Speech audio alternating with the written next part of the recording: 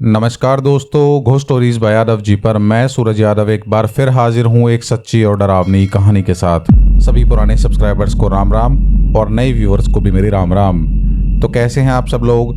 आशा करता हूँ ठीक होंगे, स्वस्थ होंगे और मज़े में होंगे। तो स्टोरी का थंबनेल तो आप लोग देखकर समझ ही गए होंगे कि आज की ये कहानी ब्रह्म राक्षस के बारे में होने वाली है। ब्रह्म राक्षस, जिसे ब्रह्म पिशाच के नाम से भी जाना जाता है। अब जरा इसके शब्दों को अलग अलग करके एक बार देखते हैं कि ब्रह्म और राक्षस से मिलकर बना है ये ब्रह्म राक्षस। ब्रह्म मतलब ईश्वर और राक्षस मतलब दानव। तो सोचो, ऐसी शक्ति जिसमें ब्रह्म के गुण हो और राक्षस की शक्ति, तो वो कितना ही शक्तिशाली होता होगा। अब वैसे तो फेमस ये है कि जब भी कोई ब्राह्मण आत्महत्या कर लेता है या फिर उसकी अकाल मृत्यु हो जाती है तो वो ब्रह्म राक्षस की योनि में चला जाता है। पर ये बात मेरी तरफ से पूरा सच नहीं है, मतलब मैं इस बात को पूरा सच नहीं मानता हूँ, क्योंकि अगर स्कंद पुराण की बात माने और जो ब्रह्म राक्षस का जो वर्णन है वो सबसे पहले स्कंद पुराण में ही देखा गया है, और अगर उसकी बात माने तो केवल वही ब्राह्मण ब्रह्म राक्षस बनता है जो पिछले कई जन्मों से साधक रहा हो। साधक मतलब बहुत ही जटिल साधना करी उसने, मतलब बहुत घनघोर साधना, और इस जन्म में भी ईश्वर की साधना करता हो, पर उससे कुछ ऐसे कुकर्म हो जाएं इस जन्म में जिसे ईश्वर क्षमा नहीं कर सकते। तो इसी वजह से वो मृत्यु के बाद अनंत काल तक ब्रह्म राक्षस की योनि में भटकता रहता है। और ब्रह्म राक्षस की इस योनि से मुक्ति या तो इस धरती पर कुछ ही सिद्ध मानव दिला सकते हैं, कुछ ही सिद्ध पुरुष जो हैं, या फिर स्वयं श्री ब्रह्मा, श्री विष्णु या फिर श्री महेश। अब लाखों प्रेतों में से कोई एक ही ब्रह्म राक्षस की योनि में जाता है। बहुत ही कम पाई जाने वाली तीसरी शक्ति है ये, और बहुत ही ज़्यादा ज्ञानी और पावरफुल। लेकिन हर किसी के सामने ब्रह्म राक्षस कभी नहीं आता। एक्चुअल में ब्रह्म राक्षस के दर्शन करने के लिए आपको उसके बराबर का इंटेलेक्चुअल होना चाहिए। ऐसी हर किसी के सामने ब्रह्म राक्षस आता ही नहीं है पहले तो। और आप कितनी ही कहानियां सुन लेना और कितनी ही किताबें पढ़ लेना इस बारे में, आज तक जिसके ऊपर भी ब्रह्म राक्षस आया है या फिर जिसको भी ब्रह्म राक्षस दिखाई दिया है, या तो उसकी मृत्यु हो गई है या फिर उसका पूरा जीवन नष्ट हो गया है। अब इसके अलावा एक बात और है जो मैं आपको बताना चाहूँगा कि ब्रह्म राक्षस जो है वो पीपल के पेड़ पर निवास करता है। ये बात बिल्कुल सच है, लेकिन हर पीपल के पेड़ पर निवास नहीं करता है। असल में ब्रह्म राक्षस जिस पीपल के पेड़ पर रहता है वो पेड़ ऊपर से सूख जाता है और नीचे से हरा रहता है। मतलब आधा पेड़ पीपल का सूखा हुआ हो और आधा हरा हो, तो समझो उस पेड़ पर एक ब्रह्म राक्षस का निवास है। तो उस पेड़ को छेड़ने की कोशिश बिल्कुल ना करें। अगर आपने कुछ ऐसा ऐब करने की कोशिश करी उस पेड़ के साथ, उसे काटने की कोशिश करी या फिर उसके नीचे टॉयलेट या फिर उसको अपवित्र करने की कोशिश करी, तो बहुत सिंपल है, अपनी जान से हाथ धोने के लिए तैयार रहना। क्योंकि ये कोई ऐसा ही छोटा मोटा प्रेत नहीं है, ये सबसे ज़्यादा ज्ञानी और सबसे ज़्यादा पावरफुल प्रेत कहलाया जाता है। और मैं तो कहूँगा ब्रह्म राक्षस को एक प्रेत कहना ही गलत है। तो चलिए, जानकारी तो बहुत ज़्यादा हो गई है और हो सकता है मैंने आपको थोड़ा बहुत बोर भी कर दिया हो। तो अब आते हैं अपनी कहानी पर वापस। अब आज की कहानी जिन्होंने मुझे भेजी है वो हैं एक सोसाइटी में शॉपकीपर। होते हैं ना कुछ शॉपकीपर जो एक गली मोहल्ले के CCTV कैमरा होते हैं, जिन्हें हर बात पता होती है। तो ये एक अंकल जी हैं जिनकी एज 74 साल है, और मैं बहुत ज़्यादा नतमस्तक हूँ इस बात को जानकर कि इतनी एज के लोग भी मेरी कहानी सुनते हैं। अंकल जी, आपको दोनों हाथ जोड़कर प्रणाम और थैंक यू कि आपने इतनी बढ़िया कहानी मुझसे शेयर करी। अब जैसा कि मैंने आपको बताया कि ब्रह्म राक्षस के जो केसेस हैं भारतवर्ष में वो बहुत ही कम हैं, और जिनके साथ भी घटना हुई है वो लोग या तो बचे नहीं या फिर बिल्कुल बर्बाद हो गए और अभी भी कष्ट भोग रहे हैं। और गिनती उंगलियों पे गिन सकते हो आप उन केसेस को। तो उन्हीं में से एक केस है ये, और उसकी गुप्तता को बनाए रखने के लिए हम जो है नाम चेंज कर देते हैं इसके जो किरदार होंगे। तो ये पूरी कहानी जो है एक हस्बैंड वाइफ से शुरू होती है। बहुत पुरानी कहानी नहीं है, आप समझ लो सन 2000 के आसपास की कहानी है ये। जिन अंकल जी ने मुझे ये कहानी भेजी है उनकी एज उस समय शायद 50 साल के आसपास रही होगी। तो उन्होंने बताया कि ये कहानी शुरू होती है एक हस्बैंड वाइफ से, जिसमें कि हस्बैंड का जो है वो इंटीरियर का काम था। तो इनका बिजनेस जो है वो बिल्कुल एकदम बूम पे था, मतलब बहुत बढ़िया, बिल्कुल अंधाधुंध बिजनेस चल रहा है और दबा के पैसा कमा रहे हैं। तो इनका जो नाम है वो रख लेते हैं हम किशोर शर्मा, और इनकी वाइफ का नाम रख लेते हैं कोमल। आसानी हो जाएगी हमारे और आपके लिए समझने के लिए, और मुझे याद भी रहेगा, मैंने लिख लिया है। तो किशोर शर्मा हर साल की तरह अपने गांव जाते हैं, जहां की इनके पूर्वजों ने इनके गांव के बाहर एक देवी का मंदिर बनवाया हुआ है, जो साल में सिर्फ कुछ दिनों के लिए खुलता है। कुछ स्पेशल मंदिर है जिसमें स्पेशल तरह की पूजा होती है, और इन्हीं के परिवार के कुछ लोग हैं जो उसकी देखभाल करते हैं, मतलब वहाँ पे मेहनत हैं। तो इस बार जब ये जाते हैं, हालांकि पता तो इनको पहले भी होता है, तो उसके जो मुख्य पुजारी हैं उनका देहांत हो जाता है और उनका बेटा ही पूजा कर रहा होता है। वो सारी देखभाल बिल्कुल तरीके से, उसके पिताजी जितने बढ़िया ब्राह्मण थे, मतलब जितने ज्ञानी ब्राह्मण थे, उतना ही गुण इस लड़के के अंदर है, बहुत बढ़िया। और हम इस लड़के का नाम रख लेते हैं दीपक। दीपक के अंदर सारे वो गुण हैं जो उसके पिताजी के अंदर थे, और बहुत ही बढ़िया लड़का। अब हमारे किशोर शर्मा जी को तो एक ऐसा बंदा चाहिए ही था जो विश्वसनीय भी हो, अपने परिवार से हो, जिस पर अंधा विश्वास करके अपना एक ऑफिस छोड़ा जा सके उसके भरोसे, मतलब उसे मैनेजर बना के छोड़ दें। और दीपक वैसे भी उनका भतीजा लगा रिश्ते में। भाई गाँव में होते हैं ना, परिवार के अपने सभी लोग या तो भाई लगते हैं या फिर भतीजे लगते हैं, इस तरीके से जो रिलेशन है इनका, और इनके परिवार से ही थे इनके पिताजी भी। तो किशोर जी बोलते हैं दीपक से कि दीपक, मेरे को ना अपने काम के लिए बहुत ही खास कोई आदमी चाहिए अपना, तो क्या तू चलेगा वहाँ मेरे साथ?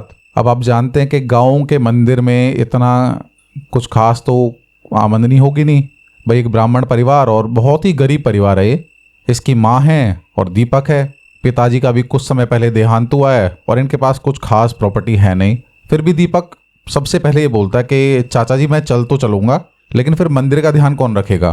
तो हमारे किशोर जी बोलते हैं कोई नहीं, मैं इसका एडजस्टमेंट कर देता हूँ, व्यवस्था हो जाएगी, तुम फिक्र मत करो। तुम तैयार हो मेरे साथ जाने के लिए? और मेरे साथ ही रह लेना, इतना बड़ा घर है। और तुम ऐसा मत सोचना कि मैं तुम्हें अपने साथ रख रहा हूँ और यहाँ से ले जा रहा हूँ तो तुम्हें तनख्वाह उतनी नहीं मिलेगी। तुम्हारे काम के हिसाब से तुम्हें तनख्वाह मिलेगी, तो जितना तुम काम करके दिखाओगे उतना ही तुम्हें पैसा मिलेगा। तो कमल चल देता है अपने चाचा के साथ उनके घर। अब घर कहाँ है ये मैं नहीं बता सकता हूँ, क्योंकि इस स्टेट का शायद ये एक इकलौता ही केस है। अब किसी की पत्नी के बारे में कोई इस तरह के शब्द नहीं बोलने चाहिए, लेकिन जैसा कहानी है तो वैसा बताना तो पड़ेगा। अब अगर कम शब्दों में कहें तो कोमल का कैरेक्टर कुछ ठीक नहीं है। दीपक इनके साथ रहने लगा, दीपक और उसकी माताजी। और जैसा मैंने बताया कि दीपक बहुत बढ़िया लड़का, इतना पूजा पाठ करने वाला लड़का और बहुत ही बढ़िया, मतलब आप जिसको एक आइडल कह सकते हो ना, तो बिल्कुल वो लड़का है। लेकिन धीरे धीरे करके कोमल ने अपने जाल में इस लड़के को फंसा ही लिया। 25-26 साल का लड़का। और हाँ, मैंने आपको कोमल और किशोर जी की एज नहीं बताई है। यहाँ भी थोड़ा सा एक ट्विस्ट है कि जो किशोर जी हैं उनकी एज है 45 साल और जो कोमल हैं उनकी एज है 32-33 साल। इनके बीच में जो एज डिफरेंस है वो बहुत ज़्यादा है। अभी इनके 2 बच्चे हैं, एक 4 साल का और एक 7 साल का बेटा, दोनों बेटे ही हैं। और इनकी शादी, होता है ना किसी किसी इंसान को ये होता है कि मैं पहले पूरी तरह से सक्सेसफुल हो जाऊं और उसके बाद शादी करूंगा। तो भाई साहब सक्सेसफुल तो हो गए, लेकिन शादी की एज थोड़ी ज़्यादा हो गई थी। और जिस घर में इन्होंने रिश्ता करा उन्होंने पैसा देखकर सिर्फ, और इतने कम एज में भी शादी कर दी अपनी बेटी के इनसे, मतलब एज डिफरेंस बहुत ज़्यादा था। अब कई लोग तो ये बात सुनकर ही समझ गए होंगे कि इन चाची जी का जो नेचर है वो ऐसा क्यों है। अब ज़्यादा डेप्थ में किसी के बारे में बोलना सही नहीं है पर्सनल लाइफ में।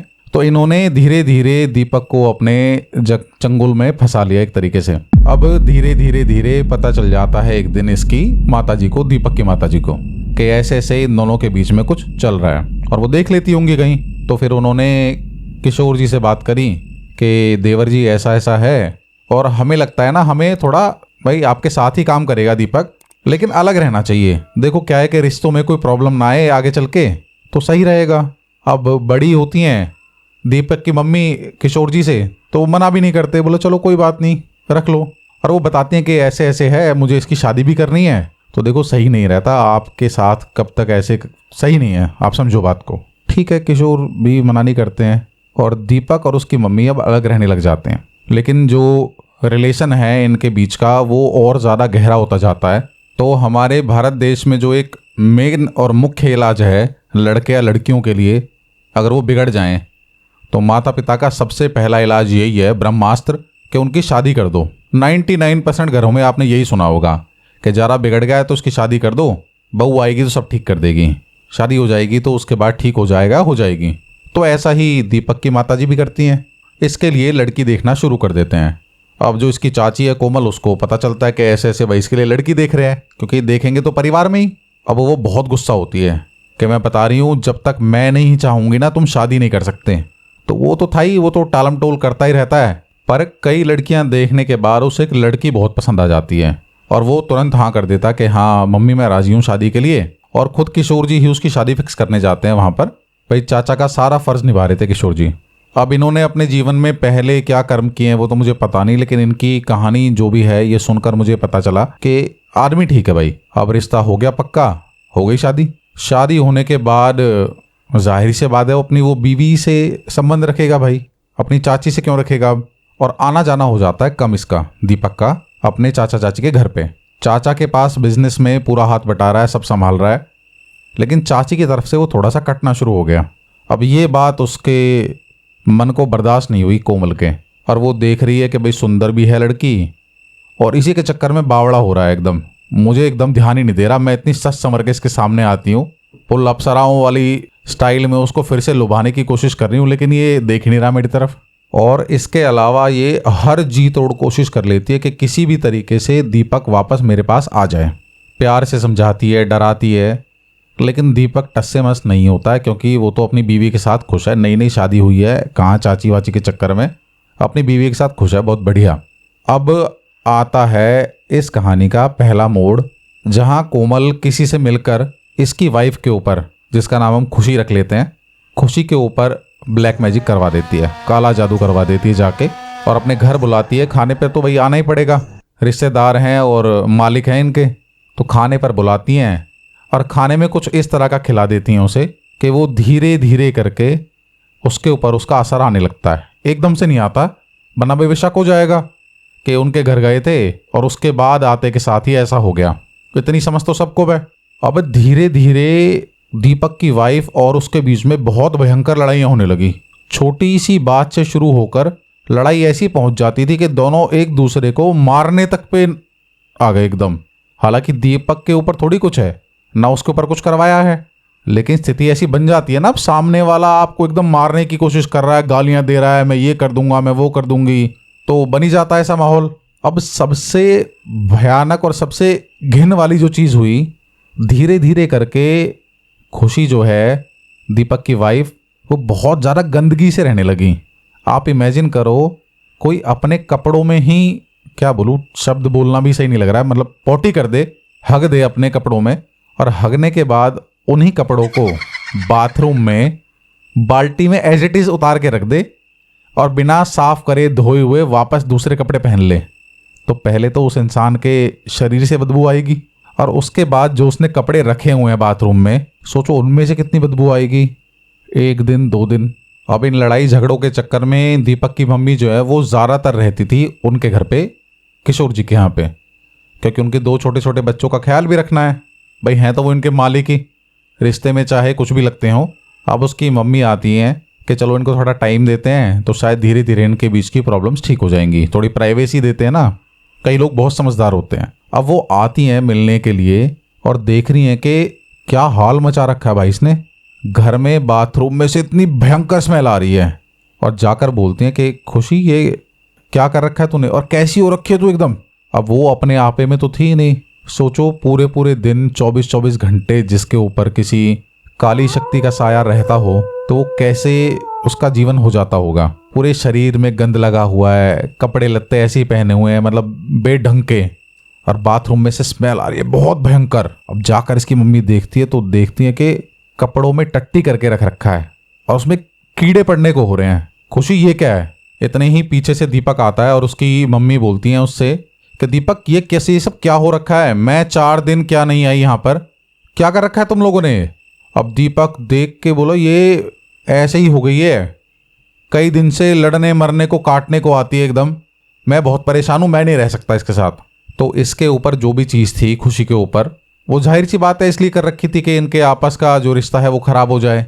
तो इसी बात पर वो दीपक की मम्मी पर बहुत तेज से मतलब कूद के पड़ती है, एकदम चिल्ला के कूद के कि बुढ़िया चुप रहे, तू बिल्कुल एकदम कुछ नहीं बोल सकती। पर जितना भी गंद बकना था उसने बक दिया। और क्या बोल रही है, ये मैंने गंदगी कर रखी है, सोचो, उन कपड़ों को लेकर अपने पूरे शरीर पर ऐसे लथेड़ लेती है, मतलब जैसे टॉवल से हम पोंछते हैं ना शरीर को, इस तरीके से पूरे शरीर पे वो गंद जो था पूरा लगा लेती है। बोला ले अब ठीक है। अब देख के भाई सुनने एकदम, और मारने को काटने को आ रही है, गालियां दे रही है बुरी तरीके से।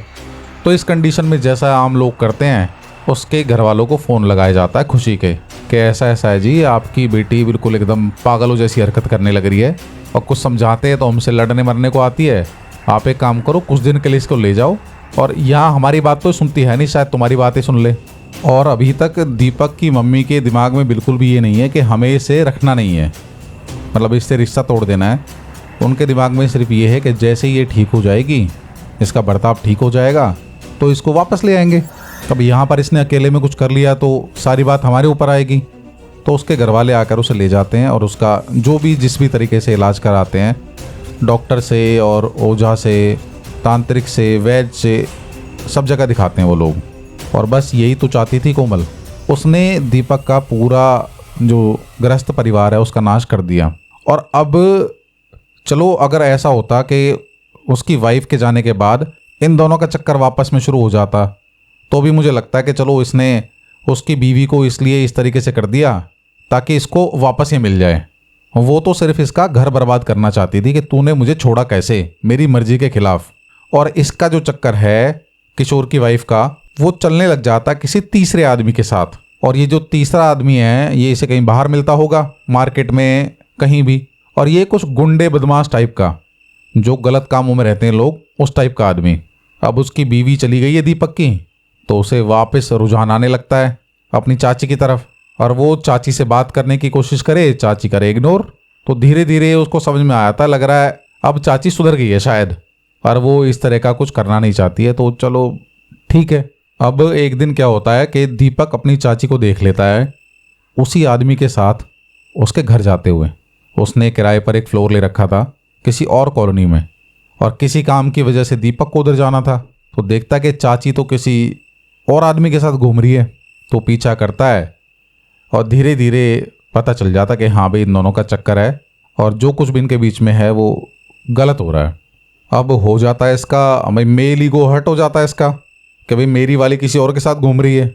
अब ये क्या करता है, फ़ोटोज़ वगैरह ले लेता है बहुत सारी, और अपनी चाची को करता है फ़ोन किसी और नंबर से, क्योंकि इसके नंबर से तो वो उठा ही नहीं रही होती है, और मिलना तो भूल ही जाओ आप। सामने पड़ भी गई अगर इसके चाचा के सामने, तो बस इग्नोर करके इधर उधर निकल जाती थी। अब ये अपनी चाची को मिलाता है फ़ोन कि ऐसा ऐसा है, तेरी सारी फ़ोटोज़ मेरे पास हैं, या तो वापस मेरे पास आ जा और उसको छोड़ दे। मैं बता रहा हूँ, ये सब कुछ मैं चाचा जी को बता दूंगा, और उसके बाद फिर देख तेरा क्या होगा।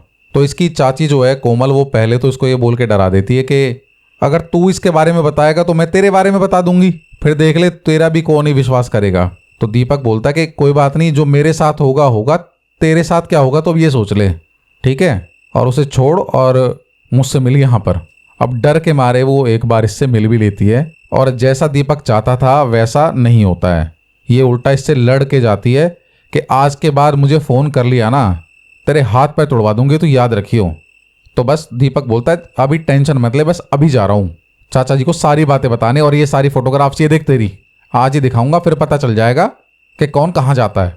दरअसल कोमल आज फुल प्लान के साथ आई थी। उसके बॉयफ्रेंड ने उसे बिल्कुल शैतानी आइडिया दे दिया था कि अगर ये मानता है तो ठीक है, नहीं तो आज इसका काम कर देंगे। अब इन्होंने पहले तो ये सोचा था कि इसको मारेंगे पीटेंगे, और उसी डर से फिर ये आगे कुछ बोलेगा नहीं। लेकिन कभी कभी क्या होता है, हीट ऑफ द मोमेंट में बहुत ज़्यादा हो जाता है। तो हाथापाई के दौरान दीपक को सर पे चोट लग जाती है और वो ऑन द स्पॉट मर जाता है। अब क्या करें, अब कोमल बोलती है कि इसे किसी तरीके से ठिकाने लगाओ, मुझे नहीं पता, इसकी लाश नहीं मिलनी चाहिए। तो इसकी लाश को किसी रेलवे यार्ड पर फेंक देते हैं। मतलब आपने देखा होगा, कभी आप रेलवे स्टेशन गए हैं तो पुल क्रॉस करते होंगे ना, तो पुल के नीचे बहुत सारी ऐसी लाइंस देखते होंगे आप जहाँ ट्रेन्स नहीं आती हैं, तो ऐसी जगह इसको फेंक कर जाते हैं। और इसकी लाश के साथ भी इन्होंने इतना गलत करा था, पता नहीं जीते जी करा था या फिर मरने के बाद। इसके हाथ पैर के एंगल बिल्कुल विपरीत कर दिए थे, बिल्कुल उल्टे। हाथ पैर ऐसे मोड़ दिए थे जैसे कोई कपड़े को मोड़ देता है ना, बिल्कुल ऐसे। बहुत बुरे हालत में इसकी लाश मिली थी। इसका चेहरा पहचाना नहीं गया था, पत्थर से इसका चेहरा फोड़ रखा था। वो तो किसी तरीके से शिनाख्त हो गई और बाद में पता चलता है कि ये दीपक की ही लाश है। तो ये था इस कहानी का दूसरा टर्निंग पॉइंट, जहाँ तक मेरे समझ में आता है। अब जो भी फॉर्मेलिटीज़ करनी होती है किशोर जी करते हैं। भाई भतीजा है और अभी तक किसी को कुछ भी नहीं पता है कि क्या हुआ है क्या नहीं हुआ है। सबको ऐसा लगता है कि किसी वजह से लड़ाई झगड़े में या फिर पैसे वैसे के चक्कर में इसके साथ ऐसा हादसा हुआ है। इसकी सारी मरने के बाद जो भी क्रियाएं होती हैं वो किशोर जी ही पूरी करते हैं। और इसकी माँ बेहाल हो चुकी है, एक ही बेटा, हस्बैंड पहले ही एक्सपायर हो चुके हैं और अब बेटे के साथ भी ऐसा हो गया। बहुत दुख में है वो। और कोमल और उसका बॉयफ्रेंड जो है वो डर में है कि ऐसा ना हो किसी ने देख लिया हो या फिर किसी को किसी भी तरीके से पता चल जाए। तो बॉयफ्रेंड तो इसका अपने गाँव वाँव भाग जाता है कहीं। अब कोमल कहाँ भागे, उसे तो अपने साथ ही रहना है। अब दीपक के मरने के कुछ दिन में ही कोमल को बहुत अजीब अजीब से ख्याल आने लगते हैं। एक तो उसके दिल में पहले से डर था कि किसी को पता ना चल जाए, पता ना चल जाए। अब एक रात को वो अपने घर की बालकनी में खड़े होकर जब इधर उधर देख रही थी, सोच रही है कुछ बातें, तो उसके गली के कोने पर जो एक खाली पड़ा प्लॉट है बहुत बड़ा, उसमें एक पीपल का पेड़ है। और वो देख रही है कि ये पीपल का पेड़ जो है ना वो अजीब तरीके से सूख रहा है। अब मैं 2-4 दिन में दिखता तो वही जो चीज़ रेगुलर इतने साल से आपके सामने है, ये पीपल का पेड़ 2-4 दिनों में ऐसा हो गया कि बिल्कुल एकदम इसमें कीड़े लग गए हों, ऊपर से सूखता चला आ रहा है नीचे की तरफ। और तभी पीपल के उस पेड़ के ऊपर से उन पत्तों के बीच उसे दिखाई देती है एकदम चमकीली आंखें। सबसे पहले उसका ध्यान जाता है आंखों पर, फिर एकदम चिंगाड़ की आवाज़, मतलब जैसे हाथी चिंगाड़ता ना, इस तरीके से चिंगाड़ने की आवाज़ आती है उसे, जैसे कोई बहुत भयानक रूप से कोई बहुत भारी आवाज़ में चिल्ला रहा हो। और जब देखती है पहली बार वो उस चीज़ को, बिल्कुल जितना भी अंधेरे में दिखाई दे रहा है, स्ट्रीट लाइट सामने से है, ऐसा नहीं बिल्कुल अंधेरा हो रखा है। और साक्षात अपनी आंखों से देखा उसने ऐसी खाल, मतलब बॉडी की जैसे मगरमच्छ की खाल होती है ना, बिल्कुल वैसी, बिल्कुल सूखी हुई। इतना बड़ा शरीर, इतना बड़ा, ऐसा लग रहा है ये 2-3 इंसानों को मिलकर कुछ बनाया हुआ है।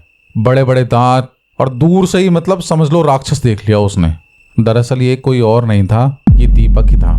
ये दीपक की आत्मा है जो प्रेत योनि में प्रवेश कर चुकी है, और ऐसा वैसा प्रेत नहीं, ब्रह्म राक्षस की योनि में प्रवेश कर चुकी है। और अब कोमल और उसके परिवार का बचना 99.99% इम्पॉसिबल है।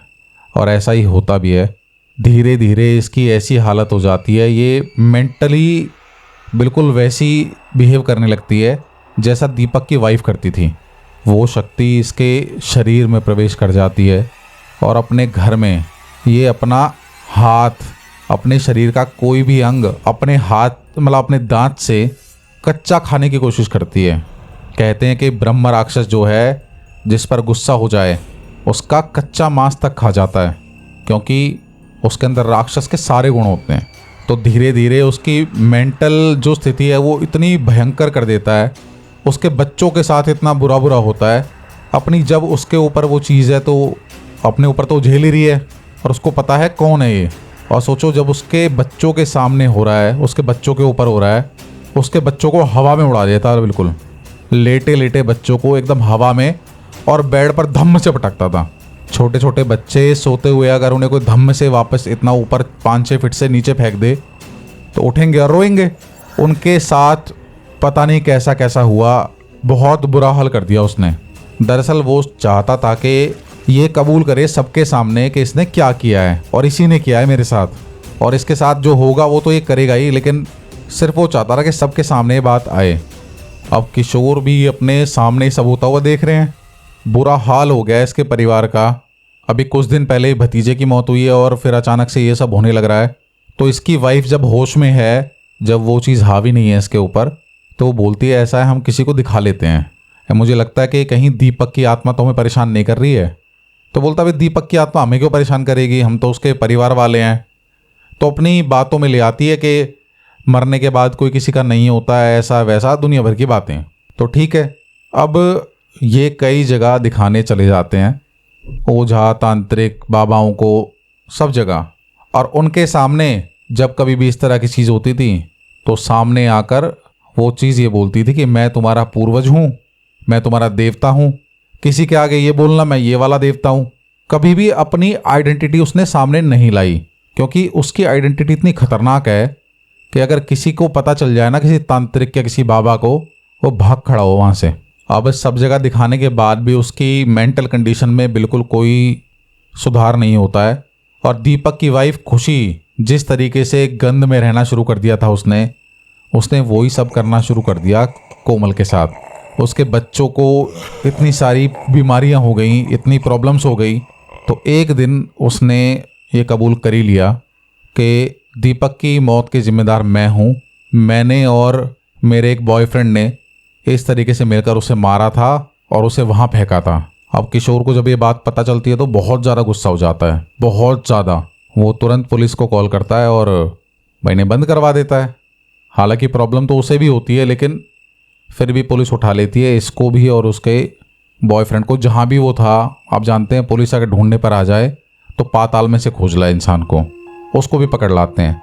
और जब कोर्ट में इन दोनों की मुलाकात होती है तो वो बताता कि मेरे साथ इतना बुरा बुरा हो रहा था, मैं बता नहीं सकता हूँ। मैं दिन रात सो नहीं पाता था। कोमल की हालत इतनी बेकार हो रखी है, केस चल रहा है, सब काम हो रहा है, लेकिन दीपक की जो आत्मा है, जिसे अब हम ब्रह्म राक्षस बोलें तो ज़्यादा बेटर रहेगा, वो अब नहीं मान रहा है, वो रुक नहीं रहा है।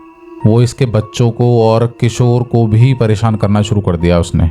उसके बच्चों के साथ जो हो रहा है वो असहनीय था किशोर के लिए। उसकी वाइफ जेल में चली गई है, भतीजा मर गया है, बच्चों की हालत ख़राब है। तो सोचो वो बिल्कुल अकेला, परेशान, खुद भी बीमार सा हो गया है, घुट घुट कर जी रहा है बिल्कुल, और जिसमें उसकी कोई गलती है भी नहीं। और वो जो भी लोग मिलने आते हैं, जो परिवार के खास लोग होते हैं, उनको बताता मुझे कई लोग दिखाई देते हैं, अकेला एक दीपक नहीं या फिर कोई और नहीं, उससे बहुत लोग दिखाई देते हैं, और वो अकेले में बात करता रहता है। तो सोचो उसकी मेंटल कंडीशन किस तरह की हो गई है। अब दीपक की जो माँ थी वो इनके साथ ही रहती हैं अभी भी, बच्चों का ख्याल रख रही हैं। अब कंडीशन चाहे कुछ भी हो, ध्यान तो देना ही है बच्चों का। तो वो बोलती हैं किशोर को कि मेरे पति के, मतलब तुम्हारे बड़े भैया के एक दोस्त हैं, एक बार उनको दिखा कर देखते हैं। तो ठीक है, जिस तरह की हालत है तो ये लोग दिखाने चले जाते हैं। और कहानी का जो सबसे इंटरेस्टिंग पार्ट है वो शुरू होता है अब। यहाँ से ही आपको पता चलेगा एक ब्रह्म राक्षस की शक्तियाँ क्या होती हैं। अब ये दिखाने जाते हैं एक बहुत ही पहुँचे हुए इंसान को, और वो भी भेज देते हैं आगे एक बहुत ही सिद्ध साध्वी हैं, साधिका, उनके पास। अब वहाँ जाकर इन बच्चों की और सारी हालत देखने के बाद और जो भी उनका ज्ञान था उसके हिसाब से देखने के बाद उन्हें लगता है कि कोई बहुत ही भयंकर प्रेत इनके पीछे पड़ गया है, क्योंकि अभी तक सारी बातें खुलकर सामने नहीं आई थी। तो वो बोलते हैं कि एक काम करो, इनको बालाजी मंदिर ले जाओ और वहाँ पर जाकर ऐसे ऐसे ये अनुष्ठान करना और ये ठीक हो जाएंगे, बच्चे और किशोर जी दोनों। अब इन साध्वी के पास दिखाने के बाद ही जो भी शक्ति थी वो पूरे तरीके से किशोर जी के अंदर आ जाती है, और वो ही कूदना फांदना, अपने आप को नुकसान पहुंचाना, इनफैक्ट अपने बच्चों तक को नुकसान पहुंचाना, इसे किसी तरीके से परिवार वाले ले जाते हैं मेहंदीपुर बालाजी। अब जहाँ तक मेरी समझ कहती है, जितना मैं जानता हूँ, उसके हिसाब से मेहंदीपुर बालाजी जाने के बाद 99% समस्याओं का हल हो ही जाता है। ये वहाँ ले जाते हैं उनको, वहाँ इन्हें एक जगह बिठाया जाता है, और वहाँ होती है एक बहुत अजीब सी बात। किशोर जी बैठे बैठे 6-7 घंटे तक ध्यान में ऐसे बैठे रहते हैं, और क्या हनुमान चालीसा, क्या हनुमान अष्टक, मतलब हनुमान जी का नाम लिए ही जा रहे हैं। बोलते हैं ना, भूत पिशाच निकट नहीं आवे, महावीर जब नाम सुनावे। भाई ये कौन सा प्रेत है जो स्वयं हनुमान जी का ही नाम ले रहा है।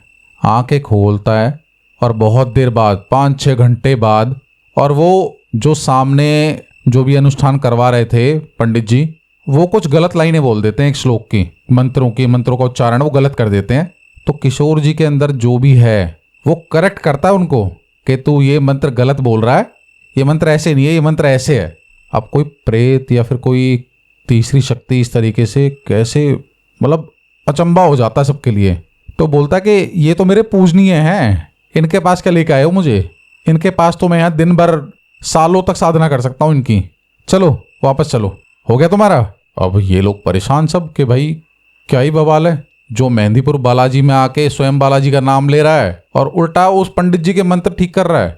वो पंडित जी हाथ जोड़ लेते हैं, भाई ये जो भी चीज़ है भगवान की इच्छा है तो इसलिए ऐसा कर रहा है। वैसे हालांकि हनुमान जी के आगे तो कौन ही कुछ है, चाहे कोई भी राक्षस हो कुछ भी हो, लेकिन उनकी इच्छा है तो भाई ठीक है। वो बोल रहा है कि मैं इनका साधक हूँ। इसको ले जाते हैं और फिर से उनके पास जाया जाता है, उन्हीं साध्वी के पास। तो बोलते हैं अच्छा इसका मतलब कुछ बहुत भयंकर ही शक्ति है। फिर बोला जाता है कि एक काम करते हैं, मैं लेके चलती हूँ उनको अपने साथ, जहाँ से भी उन्होंने विद्या प्राप्त करी हुई थी, कामाख्या देवी के मंदिर में। वहाँ पर एक स्पेशल एरिया है जहाँ पर सिर्फ औरतें ही साधना करती हैं। अब उस जगह का नाम तो मुझे नहीं पता है। वहाँ ले जाया जाता है इनको और फिर से ये देखते हैं कि देवी के सामने जो तंत्र का एकदम हब माना जाता है, वहाँ जाकर भी बिल्कुल नॉर्मल बैठकर ऐसे बैठा है जैसे साधु महात्मा जो हैं वो ध्यान में बैठे हों। कोई रिएक्शन नहीं, कुछ नहीं। पूछा जा रहा है बता तू कौन है क्या है, फिर वही बातें। तो वो बोलता है कि कामाख्या देवी की साधना मैं अपने पिछले जन्म में ही सिद्ध कर चुका हूँ। ये देवी सिद्ध है, मुझे इनसे डराने की कोशिश मुझे मत करो। फिर वो बहुत भयंकर रूप से चिंगाड़ता है, बहुत भयंकर रूप से सबकी हालत ख़राब कर देता है और वहाँ से भाग जाता है। अब ढूंढ लेना मुझे तुम, अब ये किशोर तुम्हें जीवित नहीं मिलेगा, देख लेना। ऐसा ही होता है। कुछ दिन में किशोर की बॉडी मिलती है और इसी दौरान अब उसके बच्चों पे भी हावी होता जा रहा है जो कुछ भी वो चीज़ थी। फिर वो जो साध्वी हैं, जो भी उनके भाई वहाँ पे गुरु लोग होते होंगे, उनसे बात होती है तो पता चलता है कि जिस चीज़ का सामना तुमसे हुआ है उसे तुम एक नॉर्मल प्रेत, आत्मा, भूत, पिशाच समझने की गलती कर रहे हो। दरअसल ये एक ब्रह्म राक्षस है और ये तुम्हारी और हमारी यहाँ बहुत लोगों की पहुँच से बाहर की चीज़ है। जो इसने ठान लिया है अगर इसे बदला लेना है किसी से तो ये लेकर ही रहेगा। पहले तो ये किसी के सामने आते नहीं हैं और अगर ये किसी के सामने आ गए तो समझ लो वो गया। तो वो साध्वी बोलती हैं कि कुछ तो इलाज होगा इसका। बोला यहाँ सिर्फ इस पृथ्वी पर सिर्फ कुछ गिने चुने लोग हैं जो इसका इलाज कर सकते हैं, जो इसे मुक्ति दिलवा सकते हैं। और ब्रह्म राक्षस खुद अपनी मुक्ति के लिए तड़पता रहता है और इसके कुकर्मों की वजह से भगवान ब्रह्मा ईश्वर ने इसे श्राप दिया हुआ है कि अब तू अनंत काल तक ये दुख भोगता रहेगा और तुझे जल्दी से मुक्ति नहीं मिलेगी। और जाहिर सी बात है, ज्ञानी वो है ही, इतने जन्मों का साधक है और ऊपर से राक्षस योनि में है, तुम उसका कुछ नहीं कर पाओगे, छोड़ दो इस केस को। तो वो साध्वी हाथ जोड़कर, अब इनके परिवार में वैसे भी खास ज़्यादा लोग तो बचे हैं नहीं, दीपक की माँ से हाथ जोड़कर माफ़ी मांग लेती हैं कि आप अब इन्हें कहीं भी दिखा लो, इनका कुछ नहीं होगा। अब जो कुछ भी होना है, जो वो ब्रह्म राक्षस चाहेगा वही होगा। धीरे धीरे करके उसके बच्चों के साथ भी बहुत बुरा होता है। उनकी मेंटल कंडीशन ऐसी हो जाती है कि आप समझ लो वो पागल ही हो जाते हैं। एक भरा पूरा परिवार पूरा नाश हो गया। पर अगर बात सिर्फ परिवार तक ही रुक जाती तो शायद ठीक होता। अब उस ब्रह्म राक्षस ने अपना जो स्थान है वो उसी पीपल के पेड़ पर बना लिया था और आसपास के लोग इस बात को देखकर हैरान थे कि ये पीपल का पेड़ किस तरीके से सूख रहा है। ऊपर से सूख रहा है और नीचे से हरा है। अजीब अजीब आवाज़ सिर्फ कुछ लोगों को, किसी एक आध आदमी को ही सुनाई दी। और बताते हैं जिस किसी ने भी उस ब्रह्म राक्षस के दर्शन करे, जिसके सामने वो आया, पहले तो वो किसी के सामने आता नहीं है और अगर तुमने उस पीपल के पेड़ को नुकसान पहुंचाने की कोशिश करी तो फिर तुम्हें वो छोड़ेगा नहीं। तो इस कहानी से ये समझ में आता है कि ब्रह्म राक्षस जैसी इंटेलिजेंट, ज्ञानी और शक्तिशाली शक्ति है ही नहीं। इसका जो उद्धार है, इसको जो मुक्त कर सकते हैं वो पृथ्वी पर कुछ ही लोग हैं और जो लोग हैं वो ह्यूमन टच में रहते नहीं हैं। भाई वो पहाड़ों में साधना कर रहे हैं। तो आप कह लो कि स्वयं त्रिदेव, स्वयं ब्रह्मा, विष्णु और महेश जब तक नहीं चाहेंगे इन्हें मुक्ति नहीं मिलेगी और ये ऐसे ही भटकते रहेंगे। तो ब्रह्म राक्षस हजारों लाखों में से कोई एक बनता है और जो भी इस योनि को प्राप्त करता है उसका सामना कोई नहीं कर सकता। तो आज की कहानी यहीं तक थी। आप सुन रहे थे सूरज यादव को। फिर से मिलते हैं किसी ऐसी ही एक और सच्ची और डरावनी कहानी के साथ। ओम नमः शिवाय। जय श्री बालाजी। हर हर महादेव।